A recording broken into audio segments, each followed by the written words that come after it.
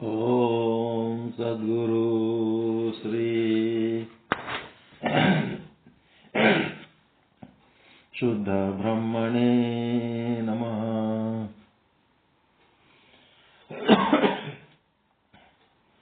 ಸಮಸ್ತ ಶುದ್ಧ ಬ್ರಹ್ಮ ಸ್ವರೂಪರಲ್ಲಿ ಅನಂತ ಅನಂತ ಪ್ರಣಾಮಗಳು. ಆದಿ ಜಗದ್ಗುರು ರೇಣುಕಾಚಾರ್ಯರು ವೇದ ಸಮ್ಮತವಾದ ಒಂದು 5 ದರ್ಶನಗಳನ್ನು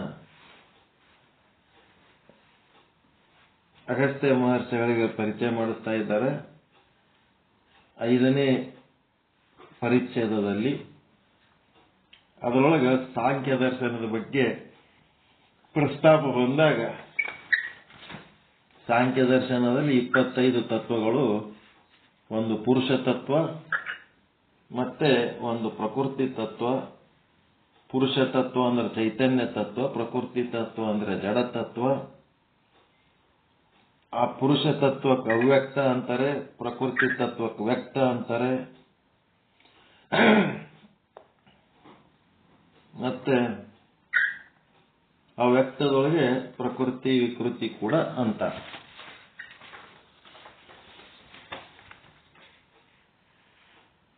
ವ್ಯಕ್ತದೊಳಗೆ ಅದಲ್ರಿ, ಅದು ಪ್ರಕೃತಿ ಒಳಗೆ ಅದ. ಅವ್ಯಕ್ತ ವ್ಯಕ್ತದೊಳಗೆ ಅಂದ್ರೆ ಜಡತತ್ವದಾಗೆ ಇದು ಪ್ರಕೃತಿ ವಿಕೃತಿ ಎರಡು ಅದ.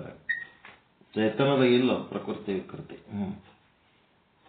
ಅವ್ಯಕ್ತ ಪ್ರಕೃತಿ, ಅವ್ಯಕ್ತ ಪ್ರಕೃತಿಯ ಮೂಲ ಪ್ರಕೃತಿ, ಇದಕ್ಕೆ ಪ್ರಧಾನ ಎಂದು ಹೆಸರು. ಇದು ಪರಿಣಾಮಗೊಂಡು ವಿಕೃತಿ ಆಗುತ್ತದೆ. ಆ ಮೂಲ ಪ್ರಕೃತಿ ಒಳಗೆ ಸತ್ವ ರಜ ತಮ ಅಂತ 3 ಗುಣಗಳದಾವ. ಅವು ಸಮತೋಲನದಲ್ಲಿದ್ದಾಗ ಅಲ್ಲಿ ಯಾವ ಸೃಷ್ಟಿನೂ ಇರಂಗಿಲ್ಲ. ಯಾವಾಗ ಅವರೊಳಗೆ ಪರಿಣಾಮ ಹೊಂದುತ್ತದ ಅವಾಗ ಅದು ಮೂಲ ಪ್ರಕೃತಿನೇ ಮುಂದೆ 23 ತತ್ವಗಳಾಗಿ ಬೆಳೆಸ್ತದೆ. 23 ತತ್ವ ಪ್ಲಸ್ ಮೂಲ ಪ್ರಕೃತಿ ಹಿಡಿದ್ರೆ 24 ಆಗ್ತದ. ಆ 24ರ ಪೈಕಿ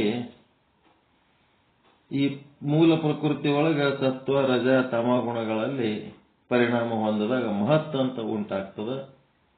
ಮಹತ್ತಿನಿಂದ ಅಹಂಕಾರ ಉಂಟಾಗ್ತದ. ಅಹಂಕಾರನೇ ಮುಂದೆ ಮನಸ್ಸು, ಜ್ಞಾನೇಂದ್ರಿಯ, ಕರ್ಮೇಂದ್ರಿಯ, ತನ್ಮಾತ್ರೆಗಳು, ಪಂಚಭೂತಗಳು ಎಲ್ಲ ಆಗ್ತವ. ಇವುಗಳಲ್ಲಿ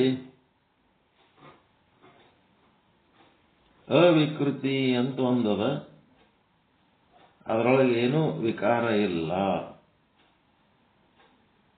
ಅದಕ್ಕೆ ಪ್ರಕೃತಿ, ಮೂಲ ಪ್ರಕೃತಿ ಅವಿಕೃತಿ ಅಂತಾರೆ.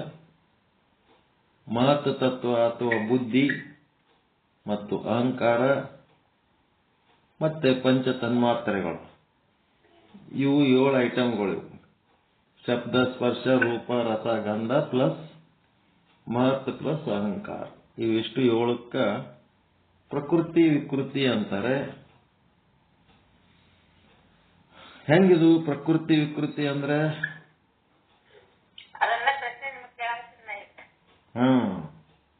ಪ್ರಕೃತಿ ವಿಕೃತಿ ಅಂತಂದ್ರೆ ಏನಂತಂದ್ರೆ, ವಿಕಾರ ಒಂದದ್ರಾಗ ಹೆಂಗದಂದ್ರ ಮೂಲ ರೂಪ ತ್ಯಾಗ ಮಾಡಲಾರ್ದೆ ಅನ್ಯ ರೂಪ ಧಾರಣೆ ಮಾಡ್ತದಲ್ಲ. ಈಗ ಹಗ್ಗ ತನ್ನ ಮೂಲ ರೂಪ ಹಗ್ಗದ ರೂಪದಾಗ ಇದ್ದು ಹಾವಿನ ರೂಪ ತಾಳ್ತದೆ. ಆ ಮೂಲ ರೂಪ ಪ್ರಕೃತಿ, ಅದು ಅವಿಕೃತಿ. ಅದು ಪ್ರಕೃತಿ ಅಂದ್ರೆ ಅವಿಕೃತಿ. ಹಗ್ಗದಾಗ ಏನು ವಿಕಾರ ಇಲ್ಲ, ಬಟ್ ಹಾವು ಕಾಣಿಸ್ತದಲ್ಲ, ಇದಕ್ಕೇನಂತಾರ? ರಜ್ಜುವಿನ ಪರಿಣಾಮ ಅಲ್ಲ.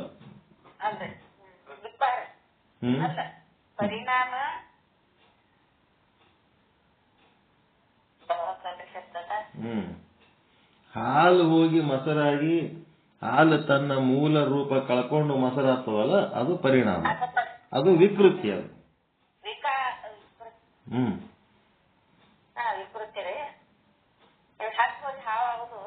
ಹಗ್ಗ ಆಗಿ ಉಳಿದ ಹಾವಾಗಲ್ ಏನಂತಾರ? ಪರಿಣಾಮ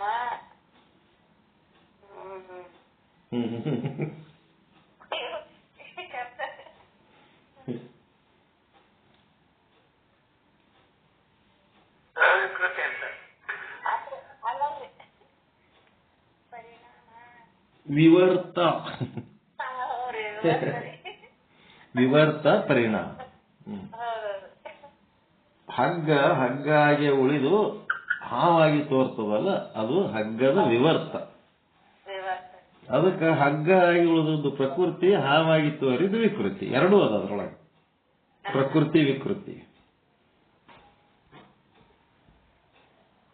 ಇದು ಬರೇ ವಿಕೃತಿ ಅಂತಂದ್ರ ಬರೇ ಹಾವು, ತೋರಿಕೆಯಲ್ಲಿ ಮಾತ್ರ, ಇರುವಿಕೆಯಲ್ಲಿ ಅಲ್ಲಿ ಏನಿಲ್ಲ,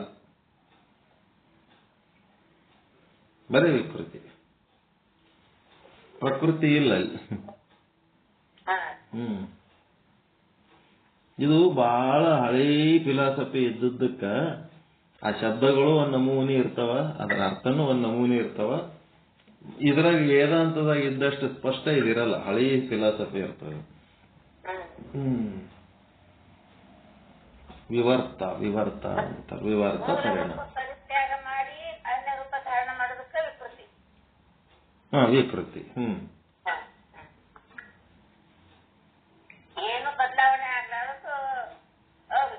ಅವಿಕೃತಿ.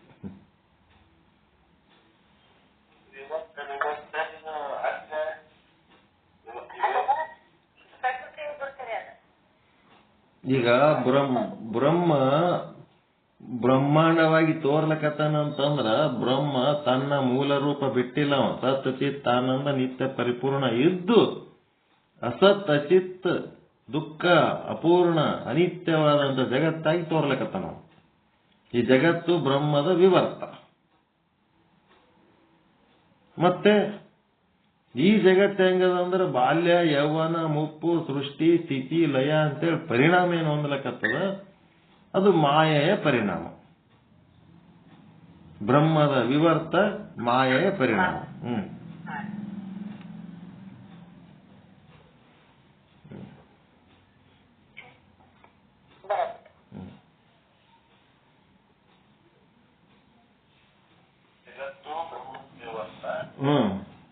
ಮಾಯೆಯ ಪರಿಣಾಮ ಪ್ಲಸ್ ಮಾಯೆಯ ಪರಿಣಾಮ. ಬ್ರಹ್ಮದ ವಿವರ್ತ, ಮಾಯೆಯ ಪರಿಣಾಮ ಅಂದ್ರೆ ಜಗತ್. ಮಾಯೆ ನಿರಂತರ ಪರಿವರ್ತನಶೀಲ, ಪರಿವರ್ತನೆಯೇ ಜಗದ ನಿಯಮ ಅಂತಾರ ನೋಡ್ರಿ. ಪರಿವರ್ತನೆಯ ಬ್ರಹ್ಮದ ನಿಯಮ ಅಲ್ಲ.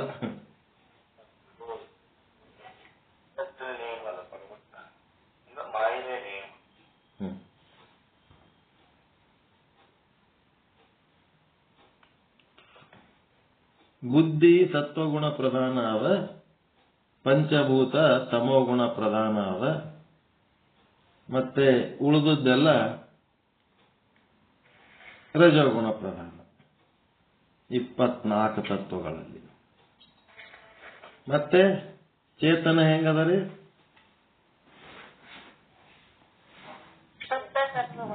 ತ್ರಿಗುಣಾತೀತದವು. ಚೇತನ ತ್ರಿಗುಣಾತೀತ ಅದ. ಇದ್ರೊಳಗೆ ಬುದ್ಧಿ ಅಥವಾ ಮಹತ್ತನದ ಸತ್ವಗುಣ ಪ್ರಧಾನ ಅದ, ಪಂಚಭೂತಗಳು ತಮೋಗುಣ ಪ್ರಧಾನ ಅದ. ಇವಿಷ್ಟ ಆದ್ಮೇಲೆ ಇನ್ನು ಉಳಿದು ಏನದೋ ಅವೆಲ್ಲ ರಜೋಗುಣ ಪ್ರಧಾನ. ಮತ್ತೆ ತತ್ವ ಪರಿಣಾಮ ಅಂತಂದ್ರೆ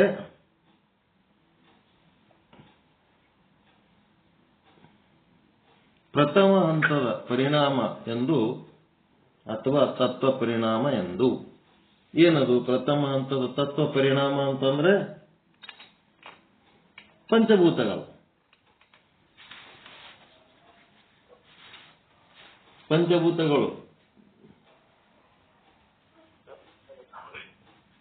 ಪಂಚಭೂತಗಳಂತಂದ್ರ ಭೂಮಿ, ಗಾಳಿ, ನೀರು, ಆಕಾಶ, ವಾಯು ಏನದ, ಇದು ಅಪಂಚೀಕೃತ ಏನದಲ್ಲ, ಇದಕ್ಕೆ ತತ್ವ ಪರಿಣಾಮ ಅಂತಾರ. ಮುಂದೆ ಈ ಪಂಚಭೂತಗಳು ಸೇರಿ ಏನಾಗ್ತದ, ಗಿಡ, ಮರ, ಗುಡ್ಡ, ದೇಹ ಏನೇನಾಗ್ತಾವಲ್ಲ ಅವು ಪಂಚೀಕೃತ.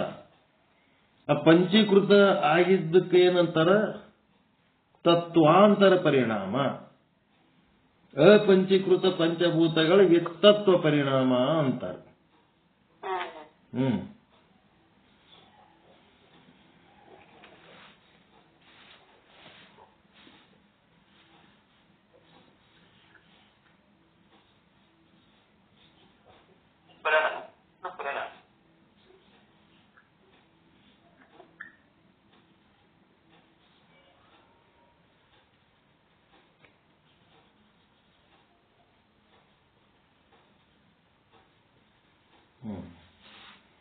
ತತ್ವ ಪರಿಣಾಮ ಹೇಳಿ. ತ್ರಿಗುಣಾತೀತ ಮಹತ್ವ ಸತ್ವಗುಣ ಪಂಚಭೂತಗಳು ತಮೋಗುಣ ಉಳಿದು ಎಲ್ಲ ರಜೋಗುಣ. 25 3 ಗೊತ್ತಾಯ್ತು, ಉಳಿದು ಎಲ್ಲ ರಜಗುಣಗಳು. ಚೇತನ ತ್ರಿಗುಣಾತೀತ. ಮತ್ತೆ ಈ ತತ್ವ ಪರಿಣಾಮ ತತ್ವಾಂತರ ಪರಿಣಾಮ ಗೊತ್ತಾಯ್ತ್ರ? ತತ್ವ ಪರಿಣಾಮ ತತ್ವಾಂತರ ಪರಿಣಾಮ. ಗಿಡ ಗುಡ್ಡ ಏನು ಶರೀರಗಳು, 84 ಲಕ್ಷ ಶರೀರಗಳು ಏನೇನವ ಪಂಚೀಕೃತ ಪಂಚಭೂತಗಳು ಒಂದರೊಳಗೊಂದು ಸೇರಿ ತತ್ವಾಂತರ ಪರಿಣಾಮ ಅದು ಪಂಚೀಕೃತ. ತತ್ವ ಪರಿಣಾಮ ಅಂದ್ರೆ ಪಂಚೀಕೃತ ಅಂತ.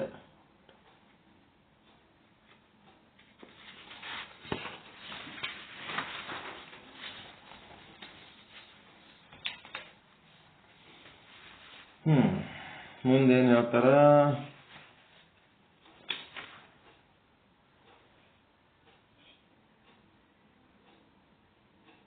ಈ ತರ ಒಂದನೇ ಹಂತ ತತ್ವ ಪರಿಣಾಮದಾಗ ಪಂಚಭೂತಗಳು ತಯಾರಾಗ್ತವ.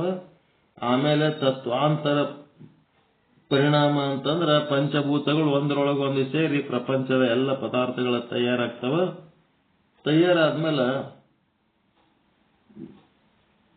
ಲಯ ಆಯ್ತು ಅಂತಂದ್ರ ಇವೆಲ್ಲ ಭೂತಗಳಲ್ಲಿ ಇವೆಲ್ಲ ಏನದವ, ಗಿಡ ಮರ ಗುಡ್ಡ ಪರ್ವತ ಚಂದ್ರ ಸೂರ್ಯ ಏನೇನದವಲ್ಲ ಇವೆಲ್ಲ ಪಂಚಭೂತಗಳು ಮಹಾಭೂತಗಳಲ್ಲಿ ಲೀನವಾಗ್ತಾವ.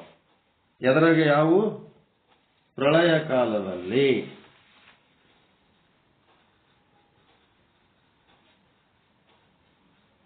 ಪ್ರಳಯ ಕಾಲದಲ್ಲಿ ಏನಾಗ್ತಾವಪ್ಪ ಅಂತಂದ್ರೆ ತತ್ವಾಂತರ ಪರಿಣಾಮಗಳು ತತ್ವ ಪರಿಣಾಮಗಳು ಲೀನ ಆಗ್ತಾವ. ತತ್ವಾಂತರ ಪರಿಣಾಮಗಳು ತತ್ವ ಪರಿಣಾಮಗಳೊಳಗ ಲೀನ ಆಗ್ತಾವ. ತತ್ವ ಪರಿಣಾಮ ಅಂದ್ರೆ ಗೊತ್ತಲ್ಲ, ಅಪಂಚೀಕೃತ ಪಂಚಭೂತಗಳು.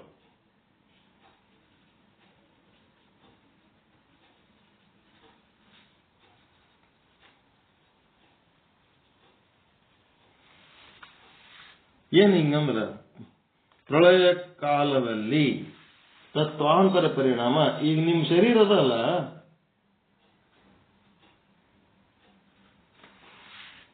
ಪ್ರಳಯ ಕಾಲ ಅಂತಂದ್ರೆ ಸತ್ಯವ ಅಂತಂದ್ರೆ ನಮ್ಮ ಶರೀರದೊಳಗೆ ಪಂಚಭೂತಗಳದಾವಲ್ರಿ, ಅವೇನಾಗ್ತಾವ ಪಂಚಭೂತಗಳಲ್ಲಿ ಲೀನ ಆಗ್ತಾವ ಅಷ್ಟೇ. ತತ್ವ ಪರಿಣಾಮ ಅಂತಂದ್ರೆ ಪಂಚಭೂತಗಳು. ನಮ್ಮ ಶರೀರದೊಳಗಿನ ತತ್ವಾಂತರ ಪರಿಣಾಮಗಳು ಏನದವಲ್ಲ ಅವೆಲ್ಲ ಮಹಾಭೂತಗಳಲ್ಲಿ ಲೀನ ಆಗ್ತಾವ ಅಷ್ಟೇ. ನಮ್ಮ ಬ್ರಹ್ಮಾಂಡ ಅಥವಾ ಪಿಂಡಾಂಡದೊಳಗಿನ ಜಲತತ್ವ ಜಲ ಮಹಾಭೂತಗಳು ಸೇರ್ತದ. ಹಿಂಗ ಅಗ್ನಿ ತತ್ವ ಅಗ್ನಿ ಮಹಾಭೂತಗಳು ಸೇರ್ತದ. ಅದಕ್ಕೆ ಪ್ರಳಯ ಕಾಲದಲ್ಲಿ ತತ್ವಾಂತರ ಪರಿಣಾಮಗಳು ಅಂದ್ರೆ ಒಂದರೊಳಗೊಂದು ಬೆರೆತು ಏನಾಗ್ಯಾವಲ್ಲ ಅವೆಲ್ಲ ಏನಾಗ್ತಾವ ಹೊಳ್ಳಿ ಮತ್ತ ತಮ್ಮ ಮೂಲ ತತ್ವ ಪರಿಣಾಮಗಳಲ್ಲಿ ಲೀನವಾಗುತ್ತವೆ.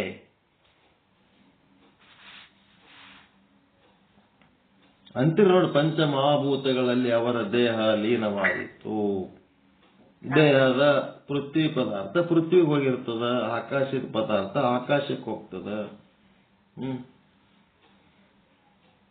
ಜಲ ಪದಾರ್ಥ ಜಲಕ್ಕೆ ಹೋಗ್ತದ.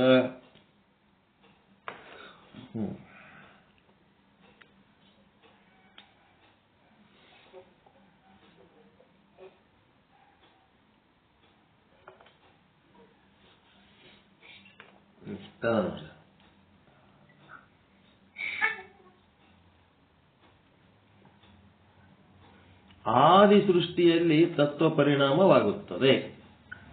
ಆದಿ ಸೃಷ್ಟಿಯಲ್ಲಿ ಅಂದ್ರೆ ಫಸ್ಟ್ ಬಿಗಿನಿಂಗ್ ಏನಾಗ್ತದೆ, ತತ್ವ ಪರಿಣಾಮವಾಗುತ್ತದೆ ಅಂದ್ರೆ ಪಂಚಮಹಾಭೂತಗಳು ಸೃಷ್ಟಿಯಾಗ್ತವೆ. ಅಂತ್ಯ ಪ್ರಳಯದಲ್ಲಿ ಎಲ್ಲಾ ತತ್ವಗಳು ಮೂಲ ಪ್ರಕೃತಿಯಲ್ಲಿ ಲಯವಾಗುತ್ತವೆ. ಎಲ್ಲಾ ತತ್ವಗಳು ಮೂಲ ಪ್ರಕೃತಿಯಲ್ಲಿ ಅಂತ್ಯ ಪ್ರಳಯದಲ್ಲಿ ಎಲ್ಲ ಮೂಲ ಪ್ರಕೃತಿ ಒಳಗೆ ಲಯನೇ ಆಗ್ಬಿಡ್ತಾವ ಅಂತ ಹೇಳ್ತಾರೆ. ಮೂಲ ಪ್ರಕೃತಿಯು ತನಗೆ ತಾನೇ ಪರಿಣಾಮ ಹೊಂದಿ ಈ ಪ್ರಪಂಚ ಸೃಷ್ಟಿಯಾಗುವುದಿಲ್ಲ. ಮೂಲ ಪ್ರಕೃತಿ ತನಗೆ ತಾನೇ ಪರಿಣಾಮ ಹೊಂದಿ ಈ ಪ್ರಪಂಚ ಸೃಷ್ಟಿ ಆಗುವುದಿಲ್ಲ. ನೋಡ್ರಿ ಹೆಂಗ ತಾನೇ ಏನು ಮಾಡಕ್ಕಾಗಲ್ಲ. ಅದಕ್ಕೆ ಈಶ್ವರನ ಸಂಕಲ್ಪ ಬೇಕು.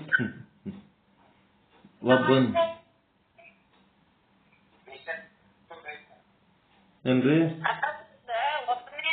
ಅನೇಕ ಆಗ್ಬೇಕಂತ ಹೇಳಿ ಯಾರಲ್ಲಿ ಉತ್ಪನ್ನ ಐತ್ರಿ? ಒಬ್ಬನೇ ಇದ್ದೀನಿ ಅನೇಕ ಆಗ್ಬೇಕಂತ ಯಾರಲ್ಲಿ ಉತ್ಪನ್ನ ಆಯ್ತ? ಒಬ್ಬನೇ ಯಾರಿದ್ದ ಅವನಿಗೆ ಅಲ್ಲಿ ಪರಬ್ರಹ್ಮನಲ್ಲಿ ಸಂಕಲ್ಪ ವಿಕಲ್ಪ ಇಲ್ಲ ಇಲ್ರಿ?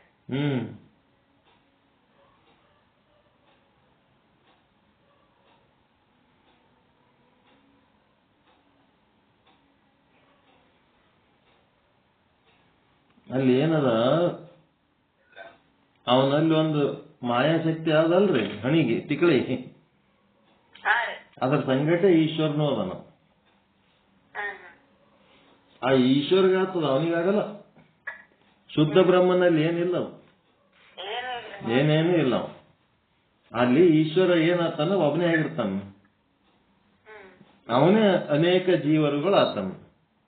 ಎಲ್ಲ ಜೀವರುಗಳಿಗೆ ಅವ ಫಾದರ್, ಆತ್ಮಕ್ಕಲ್ಲ. ಮಾಯೆ ಸೃಷ್ಟಿ ವಿಕಾಸ ಆಗ್ತದ, ಅವ ಸಂಕಲ್ಪ ಮಾಡ್ತಾನ. ಅವನಿಗೆ ಯಾರು ಸಹಾಯ ಇಲ್ಲ, ಏನಿಲ್ಲ. ಅವ ಸಂಕಲ್ಪ ಮಾಡ್ದಂಗ ಅದು ವಿಕಾಸ ಆಗ್ತದೆ.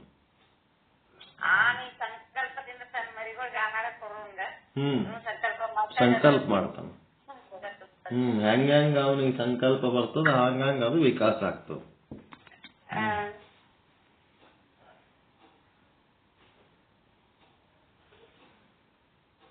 ಮನ್ಯಾಗ ಗಂಡ ಹೆಂಗ್ ಸಂಕಲ್ಪ ಮಾಡ್ತಾನೆ, ಹೆಂಡತಿ ಕೇಳ್ಕೊಂಡು ಹೋಗ್ತಾಳಲ್ರಿ. ಹಂಗ ಅವನ ಸಂಕಲ್ಪದಂತೆ ಆಕೆ ಸಕ್ಸಸ್ ಮಾಡ್ತಿರ್ತಾಳ. ಆದ್ರೆ ಇಲ್ಲೇನ್ ಹೇಳ್ತಾನ, ಮೂಲ ಪ್ರಕೃತಿ ತನಗೆ ತಾನೇ ಪರಿಣಾಮ ಹೊಂದಿ ಈ ಪ್ರಪಂಚ ಸೃಷ್ಟಿ ಆಗುವುದಿಲ್ಲ. ಈಗ ಹೆಂಗಿರ್ತಾರಂದ್ರ, ಇನ್ಕಮ್ ಟ್ಯಾಕ್ಸ್ ಇನ್ಸ್ಪೆಕ್ಟರ್ಸ್ ಅಂತ ಇರ್ತಾರ.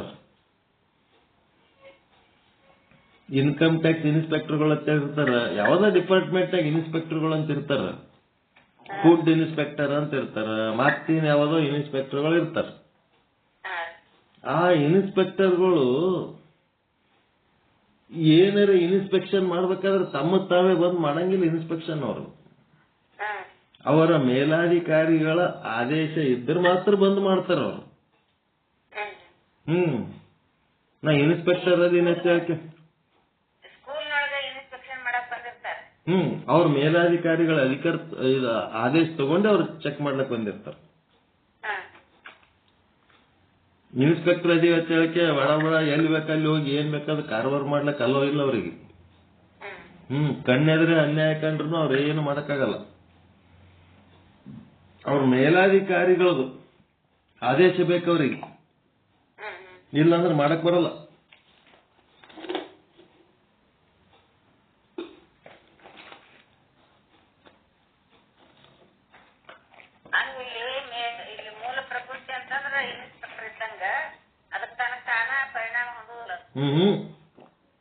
ಅದೇ ಹೇಳಕತ್ತದ್ದು. ಇಲ್ಲಾಂದ್ರೆ ಓಸು ಮಂದಿ ಇನ್ಸ್ಪೆಕ್ಟರ್ಗಳು ಕೂಡಿ ಎಲ್ಲಿ ಬೇಕಲ್ಲಿ ಏನ್ ಬೇಕಾದ್ರೆ ಇನ್ಸ್ಪೆಕ್ಷನ್ ಮಾಡಿ ಯಾರು ಬೇಕಾದ್ರೆ ರೊಕ್ಕ ತಿಂದು ಕುಂತ ಬಿಡ್ತಿದ್ರು. ಇನ್ಸ್ಪೆಕ್ಟರ್ ಅಂದ್ರೆ ಏನು, ಯಾವ್ದೋ ಒಂದು ವಿಷಯದಲ್ಲಿ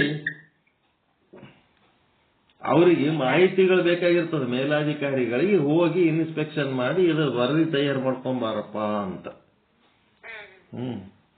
ಅತ್ಯಂತ ಸ್ಟ್ರಾಂಗ್ ಇನ್ಸ್ಪೆಕ್ಟರ್ಸ್ ಅಂದ್ರೆ ಪೊಲೀಸರಷ್ಟೇ. ಅವ್ರಿಗೊಂದು ಅಧಿಕಾರ ಕೊಟ್ಟನ್ ಸರ್ಕಾರ, ಗವರ್ನರ್. ಯಾರು ಬೇಕು ಅವ್ರ ಕಾಲರ್ ಹಿಡ್ಕೊಂಡು ಎಳ್ಕೊಂಡು ಹೋಗೋದು. ಉಳಿದವ್ರಿಗೆ ಯಾರಿಗೆ ಮೈ ಮುಟ್ಟ ಅಧಿಕಾರ ಇಲ್ಲ. ಅವ್ರಿಗೆ ಪೊಲೀಸರಿಗೆ ಒಂದೇ ಹಿಡ್ಕೊಂಡು ಒದಿಲಕ್ಕೆ ಅವ್ರಿಗೆ ಒಂದೇ ಅಧಿಕಾರ ಕೊಟ್ಟ. ಉಳಿದವ್ರಿಗೆ ಹಂಗೇನಿಲ್ಲ. ಮೇಲಾಧಿಕಾರಿಗಳ ಅಧಿಕಾರ ಬೇಕಾಗ್ತದೆ.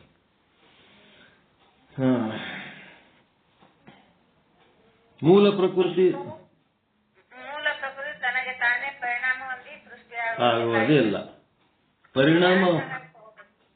ಪರಿಣಾಮ ಹೊಂದುವುದಕ್ಕೆ ತನ್ನಲ್ಲಿಯೇ ಬೇಕಾದ ಯಾಂತ್ರಿಕ ಶಕ್ತಿ ಅಂದ್ರೆ ಕ್ರಿಯಾಶಕ್ತಿ. ಯಾಂತ್ರಿಕ ಶಕ್ತಿ ಗುಣಗಳ ರೂಪದಲ್ಲಿ ಇದ್ದರೂ ಪುರುಷ ತತ್ವದ ಸನ್ನಿಧಿ ಅಥವಾ ಸನ್ನಿಹಿತ ಸ್ಥಿತಿಯಿಂದ ಪರಿಣಾಮ ಹೊಂದುತ್ತದೆ. ಪುರುಷ ತತ್ವದ ಸನ್ನಿಧಿ ಅಥವಾ ಸನ್ನಿಹಿತ ಸ್ಥಿತಿಯಿಂದ ಪರಿಣಾಮ ಹೊಂದುತ್ತದೆ. ಪುರುಷ ತತ್ವದ್ದು ಸಂಕಲ್ಪ ಅಂತಾರ, ಅದರ ಸಾನ್ನಿಧ್ಯ ಬೇಕಾಗ್ತದ, ಅದರದು ಸತ್ತಾ ಸ್ಫೂರ್ತಿ ಬೇಕಾಗ್ತದ. ಪುರುಷ ತತ್ವದ ಸತ್ತಾ ಸ್ಫೂರ್ತಿ ಇಲ್ಲ ಅಂತಂದ್ರೆ ಶಕ್ತಿ ತತ್ವ ಏನು ಮಾಡಕ್ಕಾಗಲ್ಲ. ಕಬ್ಬಿಣದ ಅದುರುಗಳು ಆಕರ್ಷಣೆ ಶಕ್ತಿಯುಳ್ಳ ಲೋಹಮಣಿಯ ಸಾಮೀಪ್ಯದಿಂದ ಅದರ ಹತ್ತಿರ ಬರುವಂತೆ ಅಥವಾ ವಿಚಿತ್ರ ವಿಧಿಗಳಿಂದ ದೂರ ಹೋಗುವಂತೆ ರೂಪ ತಾಳುವಂತೆ ಪ್ರಕೃತಿಯು ಪುರುಷನ ಸಾಮೀಪ್ಯದಿಂದ ಪರಿಣಾಮ ಹೊಂದುತ್ತದೆ. ಅದರಿಂದ ಆಗುವ ಪ್ರಥಮ ಪರಿಣಾಮ ಮೇಲೆ ತೋರಿಸಿರುವಂತೆ ಬುದ್ಧಿ ತತ್ವ, ನಂತರದ ಪರಿಣಾಮ ಅಹಂಕಾರ. ಅಷ್ಟೇ ಅಲ್ಲದೆ ಈ ಯಾಂತ್ರಿಕವಾದ ಕಾರಣದೊಂದಿಗೆ ಪ್ರಕೃತಿ ಪರಿಣಾಮಕ್ಕೆ ಮತ್ತೊಂದು ಕಾರಣವನ್ನ ಸಾಂಖ್ಯ ದರ್ಶನ ನೀಡುತ್ತದೆ. ಅಂದರೆ ಪುರುಷನ ಭೋಗಕ್ಕೆ ಮತ್ತು ಅವನ ಅಪವರ್ಗಕ್ಕೆ ಹೇಳುವಂತೆ ಪುರುಷಾರ್ಥಕ್ಕೆ, ಪುರುಷನಿಗೆ ಅನುಭವ ನೀಡುವುದಕ್ಕೆ ಮತ್ತು ಅವನಿಗೆ ತನ್ನ ಬಂಧನದಿಂದ ಮುಕ್ತಿಯನ್ನು ನೀಡುವುದಕ್ಕೆ. ಜಡವಾದ ಪ್ರಕೃತಿಗೆ ತೆರನಾದ ಉದ್ದೇಶ ಹೇಗೆ ತಾನೇ ವಿದಿತವಾಗುತ್ತದೆ ಎನ್ನುವ ಪ್ರಶ್ನೆ ಬಂದಲ್ಲಿ ಸಮಾಧಾನಕರ ಉತ್ತರ ಇಲ್ಲಿ ಸಿಗುವುದಿಲ್ಲ. ಈ ಅಂಶದ ಮೇಲೆಯೇ ಮುಂದಿನ ವೇದಾಂತ ಸಿದ್ಧಾಂತಗಳು ಸಾಂಖ್ಯವನ್ನು ತಿರಸ್ಕರಿಸುತ್ತವೆ. ಏನಾಗ್ತದಿಲ್ಲಿ? ಜಡವಾದ ಪ್ರಕೃತಿಗೆ ಈ ತೆರನಾದ ಉದ್ದೇಶ ಹೇಗೆ ತಾನೇ ವಿದಿತವಾಗುತ್ತದೆ?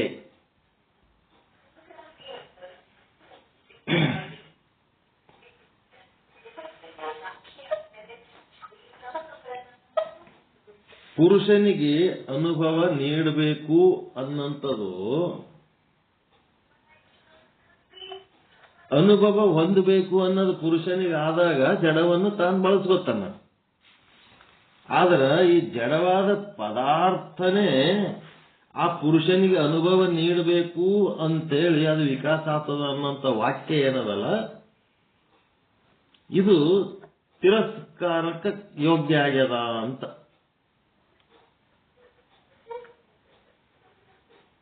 ಈಗ ನೀವು ಟಿವಿ ನೋಡಬೇಕು ಅಂತ ಅಂದ್ರೆ ಟಿವಿ ನೋಡ್ತೀರಿ.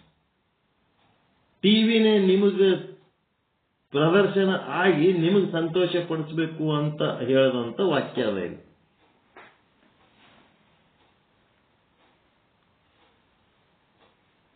ತಿಳಿದಕತ್ತವ್ರ?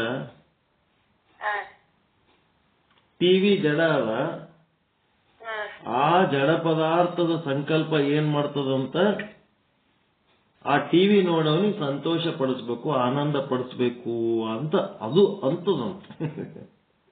ತಪ್ಪಾಗಲ್ಲ ಇದು? ಕದೆ ಹೇಳಕತ್ತಾನೀಗ. ಯಾಂತ್ರಿಕವಾದ ಕಾರಣದೊಂದಿಗೆ ಪ್ರಕೃತಿ ಪರಿಣಾಮಕ್ಕೆ ಮತ್ತೊಂದು ಕಾರಣವನ್ನು ಸಾಂಖ್ಯ ದರ್ಶನ ನೀಡುತ್ತದೆ. ಅದೇನೆಂದರೆ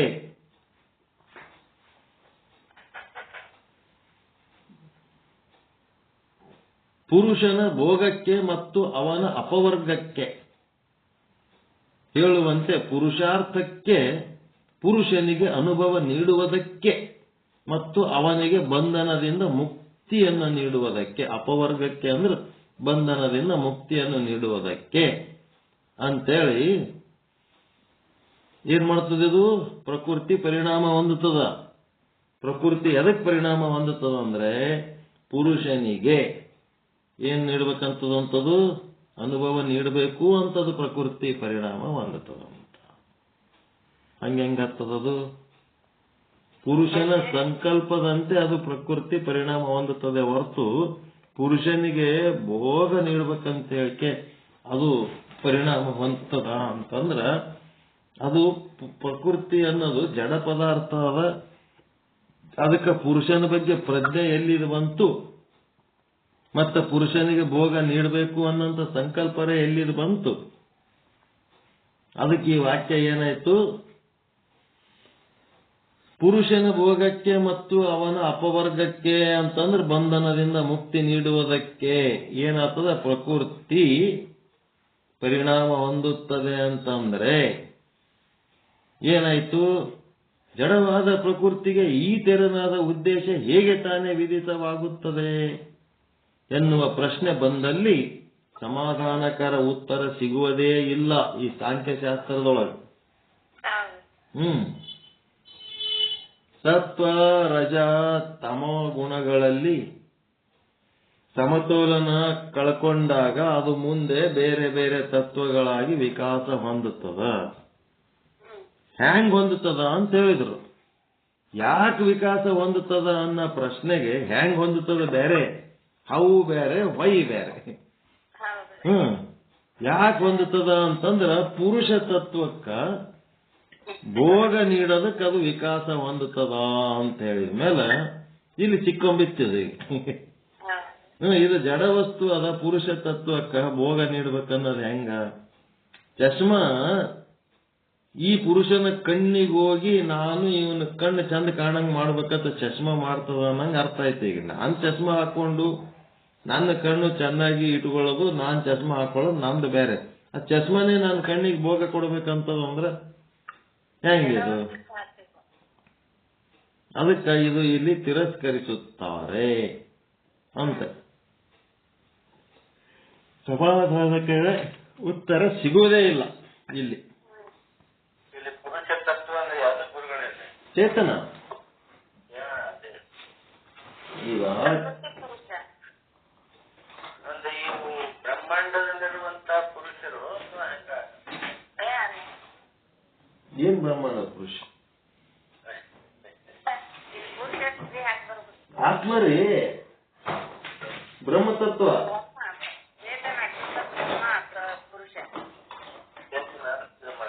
ಪುರುಷ ಅಂದ್ರೆ ಗಣಮಕ್ಕಳಲ್ಲ. ನಿಮ್ಮದು ಶರೀರ ಏನದ? ಪುರ. ಶರೀರ ಪುರ, ಮತ್ತ ಅದ್ರೊಳಗಿರೋ ಆತ್ಮನೇ ಪುರುಷ. ಈಗ ಏನಂತದಂತ ಆ ಶರೀರ ಎದಕ್ಕೆ ವಿಕಾಸ ಆಯ್ತಪ್ಪ ಅಂತಂದ್ರೆ ಪುರುಷ ತತ್ವಕ್ಕೆ ಭೋಗ ನೀಡುವುದಕ್ಕ ಆ ಒಂದು ಶರೀರ ವಿಕಾಸ ಆಗ್ಯದ ಅಂತ ಕಪಿಲ ಮಹರ್ಷಿಗಳು ಇದ್ರೊಳಗೆ ಬರ್ದಾರ. ಅದಕ್ಕ ಈ ಪುರುಷ ತತ್ವಕ್ಕೆ ಭೋಗ ನೀಡಬೇಕು ಅನ್ಬೇಕಾದ್ರ ಅದರೊಳಗೆ ಚೇತನ ಇರ್ಬೇಕಲ್ಲ, ತಿಳುವಳಿಕೆನೇ ಇಲ್ಲದು, ಜಡ ಅದ. ಆ ಜಡ ತತ್ವಕ್ಕೆ ಹೆಂಗ ನಾನು ಪುರುಷನಿಗೆ ಭೋಗ ನೀಡಬೇಕು ಅನ್ನೋದು ಹೆಂಗ್ ಗೊತ್ತಾಗ್ತದ? ಅದಕ್ಕೆ ಈ ಶರೀರಕ್ಕೆ ಹೆಂಗ್ ಗೊತ್ತಾಗ್ತದ ಆ ಆತ್ಮಕ್ಕೆ ಭೋಗ ನೀಡ್ಬೇಕಂತ? ಆತ್ಮಕ್ಕೆ ಗೊತ್ತದ ಈ ಶರೀರವನ್ನ ಹೆಂಗ್ ಭೋಗಿಸ್ಬೇಕಂತ. ಆದ್ರೆ ಶರೀರಕ್ಕೆ ಆತ್ಮಕ್ಕೆ ಹೋಗಿ ನಾನು ಭೋಗ ನೀಡ್ಬೇಕನ್ನೋದು ಹೆಂಗ್ ಗೊತ್ತಾಗ್ತದೆ ಅದಕ್ಕೆ? ಮತ್ತ ಈಗ ಮನೆ ಮುಂದೆ ಗಾಡಿ ನಿಂದಿರ್ತೀರಿ, ಆ ಗಾಡಿ ತಗೊಂಡು ಎಲ್ಲಿಗಾರ ಹೋಗ್ಬೇಕನ್ನೋದು ನಿಮ್ಮ ಪ್ಲಾನ್ ಅದ. ಬಿಟ್ಕೆ ಆ ಗಾಡಿ ಏನಾರ ನಿನಗ್ ಕುಂದಿರ್ಸ್ಕೊಂಡು ತಿರುಗಾಡಿಸ್ತೀನಿ ಬಾ ಅಂತ ಏನಾರ ಅಂತದೇನದು? ಈ ಕಪಿಲ ಮಹರ್ಷಿಗಳು ಏನ್ ಹೇಳಾರ? ಆ ಗಾಡಿ ಎದಕ್ ಓಡಾಡ್ತದಪ್ಪ ಅಂತ ಅಂದ್ರೆ ಆ ಗಾಡಿ ಯಜಮಾನಕ್ಕೆ ಕರ್ಕೊಂಡು ಕುಂದಿರ್ಸ್ಕೊಂಡು ತಿರುಗಾಡೋದಕ್ಕೆ ಅದ ಅಂದಂಗ ಆಗ್ತದ.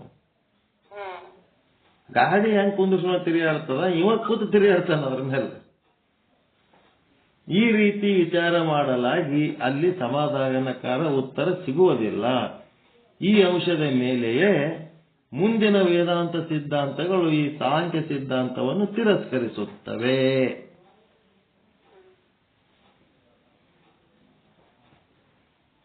ಚಲೋ ಆದರೆ ಈ ಜಗತ್ತು ಹೆಂಗ ನಿರ್ಮಾಣ ಆಯ್ತು ಅನ್ನೋದ್ರ ಬಗ್ಗೆ ಇದು ಜಗತ್ತೆ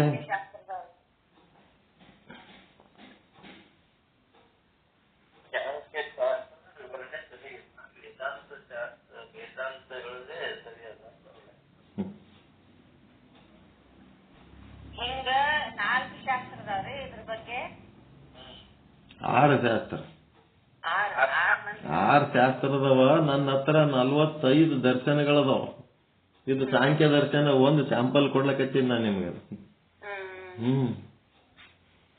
45 ದರ್ಶನಗಳು ಓದಿದ್ಮೇಲೆ ಏನಾಗ್ಲಿಕ್ಕಿಲ್ಲ ಪರಿಸ್ಥಿತಿ. ಮತ್ತೆ ನಂದೇನ್ ತಲೆ ಚಲೋ ಅದೇನು? ಏನೂ ಇಲ್ಲ, ತಲೆ ಕೆಟ್ಟ ಹೋಗ್ಯದ ನಮ್ದು.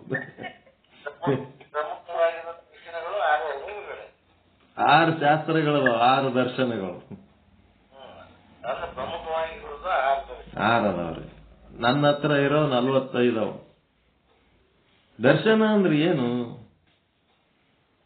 ಆತ್ಮದ ಒಂದು ಸಾಕ್ಷಾತ್ಕಾರ ಮಾಡ್ಕೊಳ್ಳೋ ಮೆಥಡ್ಸ್.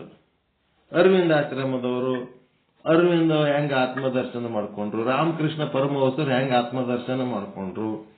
ಈಗ ನೀವು ಒಂದು ಆತ್ಮದರ್ಶನ ಮಾಡ್ಕೊಳಕ್ ಒಂದು ಮೆಥಡ್ ಮಾಡ್ಕೊಂಡ್ರೆ ನಿಮ್ದು ಒಂದು ದರ್ಶನ. ಏಳಿಗೆ ಕಲ್ಯಾಣಪ್ಪ ಅವ್ರ ದರ್ಶನ ಅಂತ ಹಿಂಗ ಹೆಂಗೆ ಸಾಕ್ಷಾತ್ಕಾರ ಮಾಡ್ಕೊಂಡ್ರು ಅಂತ ಒಂದು ಮೆಥಡ್ ಅಷ್ಟೇ, ಮತ್ತೆ ಏನಿಲ್ಲ.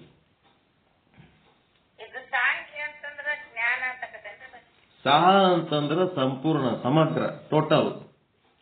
ಅಂದ್ರೆ ಜ್ಞಾನ, ಟೋಟಲ್ ಜ್ಞಾನ ಅಂದ್ರೆ ವಿಚಾರ ಸಾಗರ. ಮತ್ತೆ ನಾವು ದೊಡ್ಡದಂತ ದೊಡ್ಡದು, ಅದಕ್ಕಿಂತ ದೊಡ್ಡದು ಮತ್ತೊಂದಿಲ್ಲ.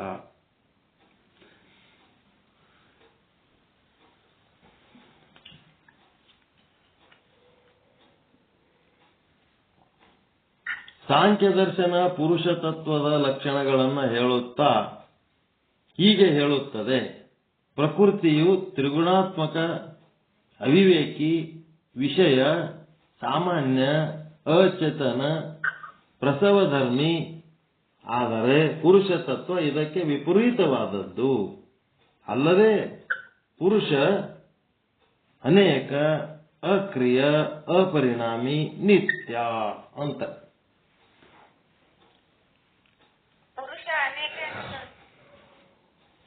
ಇಲ್ಲಿ ಹಂಗದ,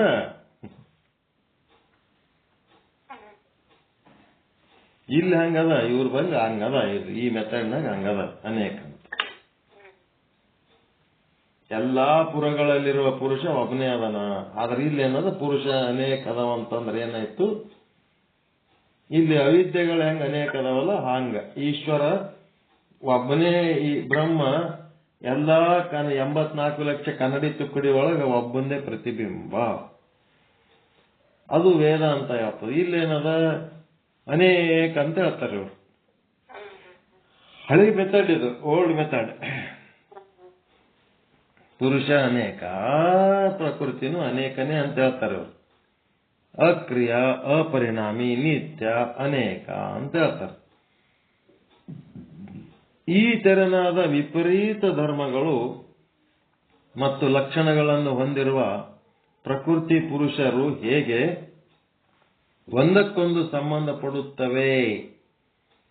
ಇವ್ರಿಗೆ ಸಂಬಂಧ ಹೆಂಗದಪ್ಪ ಪ್ರಕೃತಿ ಮತ್ತು ಪುರುಷರದು ಅಂತಂದ್ರೆ, ಕುರುಡ ಮತ್ತು ಕುಂಟರ ಹಾಗೆ ಎಂದು ವಿವರಿಸಲಾಗುತ್ತದೆ. ಕುರುಡನ ಹೆಗಲ ಮೇಲೆ ಕುಂಟ ಏರಿಕೊಂಡು ನಿರ್ದಿಷ್ಟ ತಳವನ್ನು ಹೇಗೆ ಸೇರಬಹುದೋ ಹಾಗೆಯೇ ಸಾಂಖ್ಯ ದರ್ಶನ. ಈ ವಿವರಣೆ ಎಷ್ಟರ ಮಟ್ಟಿಗೆ ಸಾಧು ಎನ್ನುವುದು ಸಂಶಯ ಬರುವುದರಲ್ಲಿಯೇ ಸಾಂಖ್ಯದ ಮಿತಿ ಅಳಗಿರುವುದು ಕಾಣಬಹುದು. ಸಾಂಖ್ಯ ಲಿಮಿಟೆಡ್ ಅದೇ ಇದು ಅನ್ಲಿಮಿಟೆಡ್ ಅಲ್ಲ. ಇದು ವಿಚಾರ, ಇದು ಇಲ್ಲಿಗೆ ಮಿತಿ ನಿಂತು ಬಿಡ್ತದೆ. ಮನುಷ್ಯನ ಎಲ್ಲಾ ದುಃಖಗಳು ಆಧ್ಯಾತ್ಮಿಕ, ಅಧಿದೈವಿಕ ಮತ್ತು ಆದಿಭೌತಿಕ, ಪುರುಷ ಮತ್ತು ಪ್ರಕೃತಿ ತತ್ವಗಳ ನಡುವೆ ಇರಬಹುದಾದ ಭೇದವನ್ನ ಅರಿಯದಿರುವುದರಿಂದ ಎಂದು ತಿಳಿಸಿ ಅವುಗಳ ವಿವೇಕ ಜ್ಞಾನವನ್ನು ಸಂಪಾದಿಸಿಕೊಂಡರೆ ಪುರುಷಾರ್ಥವಾದ ಕೈವಲ್ಯ ಉಂಟಾಗಿ ಎಲ್ಲ ದುಃಖಗಳು ನಿವಾರಣೆ ಆಗುತ್ತವೆ. ಇವ್ರ ಪ್ರಕಾರ ಮೋಕ್ಷ ಹೆಂಗಾಗ್ತದ, ಕೈವಲ್ಯ ಹೆಂಗಾಗ್ತದ ಅಂತ ಹೇಳ್ತಾರ. ಈ ವಾಕ್ಯ ಇಷ್ಟು ಸ್ವಚ್ಛ ವಾಕ್ಯ ಯಾರು ಎಲ್ಲಿ ಬರದಿಲ್ಲ, ಚಲೋ ಬರ್ದಾರ.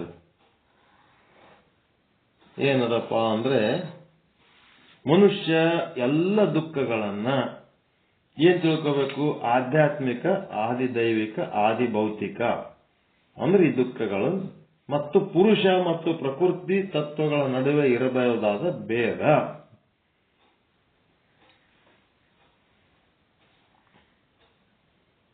ದುಃಖಗಳು ಪುರುಷ ಪ್ರಕೃತಿ ತತ್ವಗಳ ನಡುವೆ ಇರಬಹುದಾದ ಭೇದ ಇಷ್ಟದ ನೋಡಿದೆ. ಅರಿಯದಿರುವುದರಿಂದ ಏನಾಗಲಕತ್ತು? ದುಃಖ ಆಗ್ಲಕತ್ತು.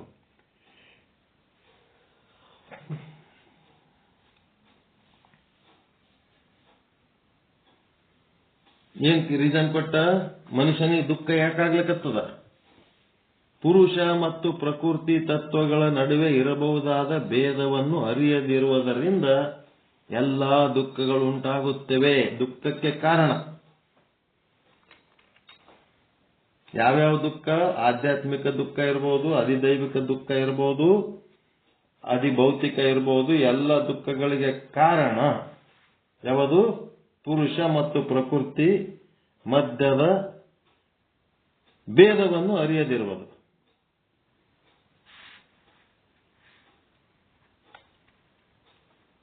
ಅಂದ್ರೆ ವಿವೇಕ ಇಲ್ಲದಕ್ಕೆ.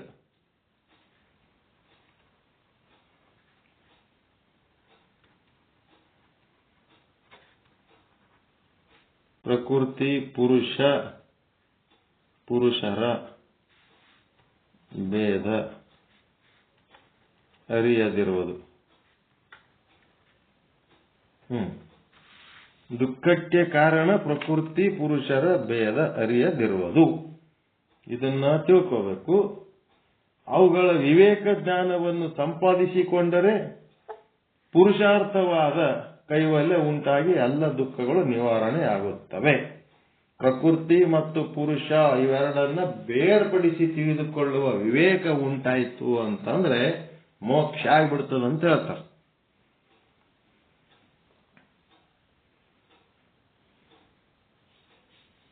ಎಲ್ಲ ದುಃಖಗಳಿಗೆ ಕಾರಣ ಪ್ರಕೃತಿ ಮತ್ತು ಪುರುಷರ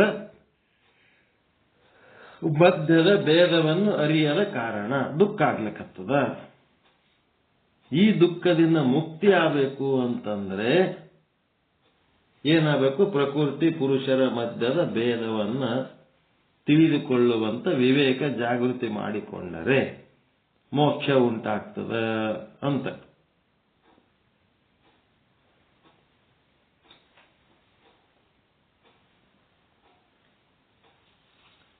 ಎಷ್ಟಾಯ್ತು ಟೈಮು? ಎಷ್ಟ್ರಿ? 46 ಆಗ್ಯದಲ್ಲ. 10:45.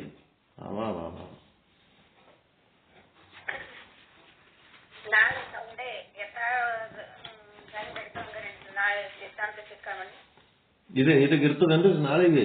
ಇದೇ ಇರ್ತದ ಪಾಠ ಸಾಂಖ್ಯ. ಈ ಸಾಂಖ್ಯ ಯಾವಾಗಾರ ಒಂದು ದರ್ಶನ ಹಿಡಿದ್ರಿ ಹಿಂಗ್ ಅಡಿಗೇಡಿ ಇರ್ತದ್ರಿ. ಶಬ್ದ ಜಾಲಂ ಘೋರ ಅರಣ್ಯಂ ಅಂತಾರ.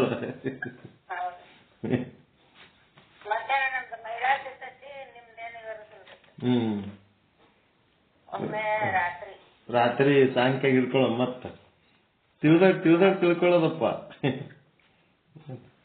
ನಾವೇನ್ ಮಾಡಬಹುದು? ಎಷ್ಟು ಚಂದ ಹೇಳನ್. ಪ್ರಕೃತಿ ಮತ್ತು ಪುರುಷರ ಭೇದವನ್ನ ಅರಿಯದ ಕಾರಣ ಏನಾಗಲಕತ್ತದ? ಎಲ್ಲ ದುಃಖಗಳು ಆದಿದೈವಿಕ, ಆದಿಭೌತಿಕ, ಆಧ್ಯಾತ್ಮಿಕ ಅಂತೇಳಿ ಕಪಿಲ ಮಹರ್ಷಿ ಬ್ರಹ್ಮದೇವರು ಹೇಳ್ತಾ ಇದ್ದಾರೆ. ಅವೆರಡರ ಮಧ್ಯದಲ್ಲಿ ಇರುವ ವ್ಯತ್ಯಾಸವನ್ನ ನಾವು ಭೇದವನ್ನ ತಿಳ್ಕೊಂಡ್ಬಿಟ್ಟೇವಂತಂದ್ರೆ ವಿವೇಕ ಉಂಟಾಯ್ತು ಅಂತಂದ್ರೆ ಕೈವಲ್ಯ ಎನ್ನುವ ಮೋಕ್ಷ ಉಂಟಾಗ್ತದ ಅಂತ ಹೇಳಿದರು. ಇದು ಕಪಿಲ ತತ್ವದ ಪ್ರಕಾರ, ಸಾಂಖ್ಯ ಶಾಸ್ತ್ರದ ಪ್ರಕಾರ ಮೋಕ್ಷ ಹೆಂಗಪ್ಪ ಅಂದ್ರೆ ಹಿಂಗ. ನೀವು ಮಾಡ್ತೀರಲ್ರಿ, ಆಭರಣ ಮತ್ತು ಬಂಗಾರದ ಮಧ್ಯದ ವ್ಯತ್ಯಾಸ, ನಾಮರೂಪಗಳು ಮತ್ತು ಬ್ರಹ್ಮದ ಮಧ್ಯದ ವ್ಯತ್ಯಾಸ ಬೇರ್ಪಡಿಸಿ ತಿಳ್ಕೊಳ್ಳೋದು ಕಲ್ತಿರಿಲ್ಲ. ಮತ್ತು ಅದ್ರ ಮಧ್ಯದ ವ್ಯತ್ಯಾಸ ಏನದ ಅನ್ನೋದು ತಿಳ್ಕೊಂಡ್ರೆ ಅಲ್ಲಿ ಏನಿರ್ತದ, ಪ್ರಕೃತಿ ಅನ್ನೋದು ಏನು ಇಲ್ಲೇ ಇಲ್ಲ, ಅಲ್ಲಿರೋದೇ ಬ್ರಹ್ಮ ಒಂದೇ ಆದ. ಅವಾಗ ಅದು ಮೋಕ್ಷ ಆಗ್ತದೆ. ಅದೇನನ್ನೋದು ಮುಂದೆ ಹೇಳ್ತಾರೆ. ಇನ್ನ ಸುಮ್ಮನೆ ನಾವ್ಯಾಕೆ ಆಗವ ಮಾತಾಡೋಣ ಅದ್ರ ಬಗ್ಗೆ. ಸ್ಟೆಪ್ ಬೈ ಸ್ಟೆಪ್ ಹೋಗಮ್ಮ.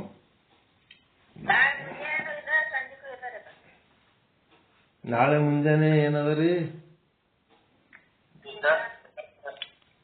ನಾಳೆಗೆ ಅವ್ರು ಇರಲ್ಲನ್ರಿ ಇವ್ರು ಕಂಬಿ ಪ್ರಕಾಶ್. ನಾಳೆಗೆ ಇವ್ರದ್ದು ಸಂಡೇ ಇವ್ರದಲ್ಲ ಮುಂಜಾನೆ ಯೋಗ. ಅವ್ರಿಗೆ ಹೇಳ್ರಿ ಮತ್ತ ಯೋಗ ಮಾಸ್ಟರ್ಗ.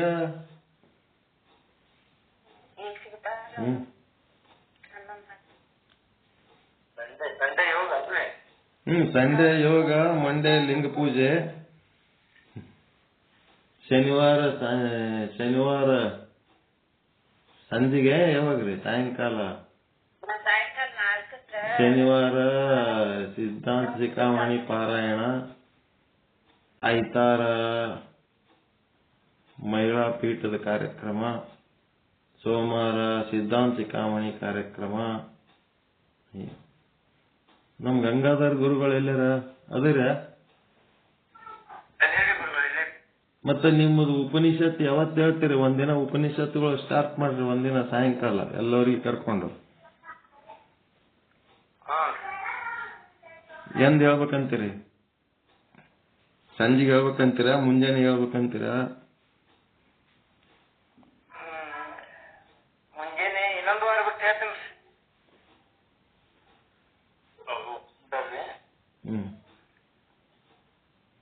ಉಪನಿಷತ್ತುಗಳು ಚಂದ ಹೇಳಿ ಮುಗಿಸ್ರಿ. ಎಲ್ಲ ಮುಗ್ದವನ್ರಿ ಹೇಳೋದು? ಇನ್ನಾವ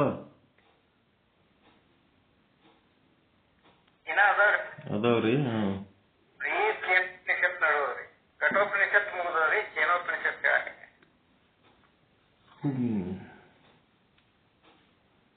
ಮಾಮೇಕಂ ಕೃಷ್ಣಂದಾಯ್ತು. ನಿನ್ನೆ ಯಾವ್ದೋ ಒಂದು ಉಪನಿಷತ್ತಿಂದ ಹೇಳಕತ್ತಿದ್ರಲ್ರಿ? ಅದೇ ಯಾರು ಹೇಳಕತ್ತಿದ್ರಲ್ಲ? ಹಾ ಕಲೆ ಅದೇ ಒಂದು. ಸಿದ್ಧಾರೂಢ ಮಾಡಿದಾಗ ಜಗ್ಗಿ ಅದೇ ಹೇಳಿದ್ರು ನೋಡ್ರಿ. ನಿಮ್ಮನ್ನ ಜಗ್ಗಿ ನೆನಸ್ಲಕತ್ತಿದ್ದೆ ನಾನು. ನಿಮ್ಮನ್ನಾರ ಒಯ್ದು ಕುಂದಿರ್ಸಿದ್ರೆ ಚಂದ ಹೇಳ್ತಿದ್ರಿ. ಅವ್ರು ಏನ್ ಹೇಳಿದ್ರು?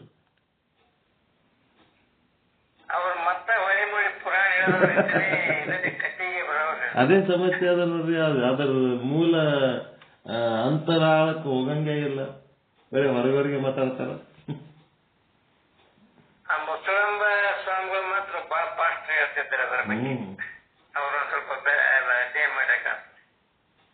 ಅಧ್ಯಯನ ಮಾಡೋದು ಬೇಕಾಗಿಲ್ಲ, ಅನುಭವಿಸಿ ಹೇಳೋರು ಬೇಕಾಗ್ಯದ. ನಮಗೆ ಅಧ್ಯಯನ ಬಹಳ ಆಗ್ಯದ ಎಲ್ಲರಿಗೆ. ಅಧ್ಯಯನ ಅವ್ರಿಗೆ 10 ನಿಮಿಷ ಟೈಮ್ ಕೊಟ್ಟಿರ್ತಾರ. ಪಾಪ ಅವ್ರಿಗೆ ಏನ್ ಮಾಡ್ಬೇಕು? 10 ನಿಮಿಷನಾಗ ಕೇಳ್ಕೊಳ್ದವ್ರ ಒಬ್ರಿಗೊಬ್ರು ಬಿಡೋದು, ಮತ್ತೊಬ್ಬರಿಗೆ ಕೊಡೋದು. ಏನ್ ಮಾತಾಡ್ತಾರೆ?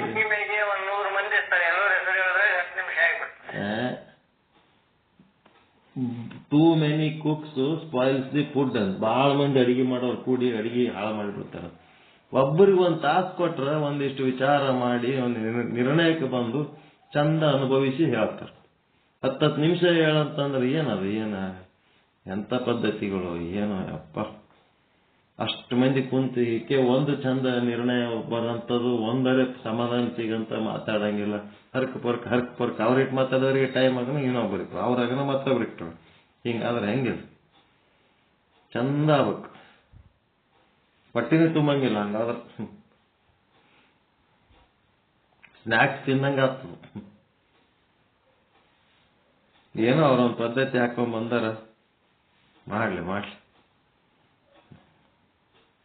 ಯಾಕೋ ನಮ್ಗೆ ಅದ ಸರಿ ಅನಿಸ್ಲಿಲ್ಲ. ಕೆಲವೊಬ್ರು ಚಲೋ ಮಾತಾಡ್ಯಾರ, ಅದೇನಿಲ್ಲ. ಮರದಿವ್ಸ ಚಲೋ ಮಾತಾಡ್ಯಾರ.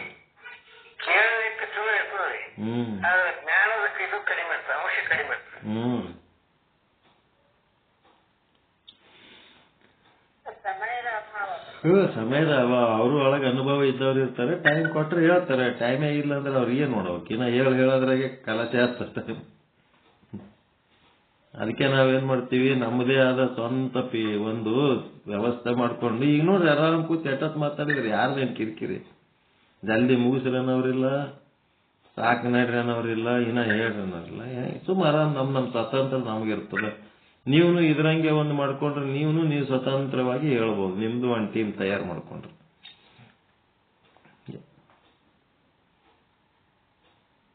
ಮತ್ ಬೇರೆ ಯಾರೇ ಯಾವ್ಯಾವ ಬುಕ್ಗಳು ಹಿಡ್ಕೊಂಡಿರಿ, ಒಂದೊಂದು ದಿವ್ಸ ಟೈಮ್ ತಗೊಂಡು ಫುಲ್ ದಿವ್ಸ ಕೊಡ್ತೀವಿ ನಿಮಗ್. ಮುಂಜಾನೆ 6ರಿಂದ 8, ಮತ್ತೆ ಸಾಯಂಕಾಲ 4ರಿಂದ 5. ಫುಲ್ ನಿಮ್ಗೆ ಒಬ್ಬರೇ ಮಾತಾಡ್ಬೇಕು. ಯಾವ ಡೇಟ್ ಹೇಳ್ಬೇಕಂತೀರಿ ಹೇಳ್ರಿ, ರಾತ್ರಿನೂ ಸಹಿತ ಒಂದ್ ಅರ್ಧ ತಾಸು ಒಬ್ಬರೇ ಮಾತಾಡೋಂಥದ್ದು ಒಂದು ವ್ಯವಸ್ಥೆ ಮಾಡಿಬಿಡ. ಒಂದೊಂದ್ ದಿನ ಒಬ್ಬೊಬ್ರು.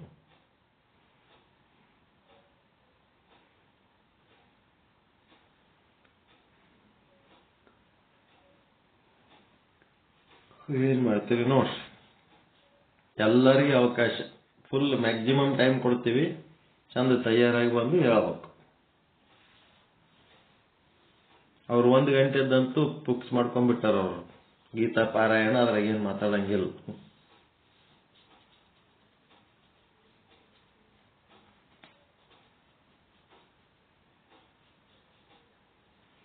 ಓಕೆ. ಪರಮಾನಂದ ಪ್ರಾಪ್ತಿ ಭವ, ಸರ್ವ ದುಃಖ ನಿವೃತ್ತಿ ಭವ, ಇಷ್ಟಾರ್ಥ ಸಿದ್ಧಿರಸ್ತು, ಯಶಸ್ವಿ ಭವ.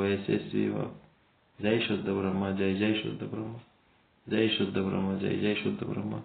ಓಂ ಶಾಂತಿ ಶಾಂತಿ ಶಾಂತಿ. ಶರಣಾರ್ಥಿ.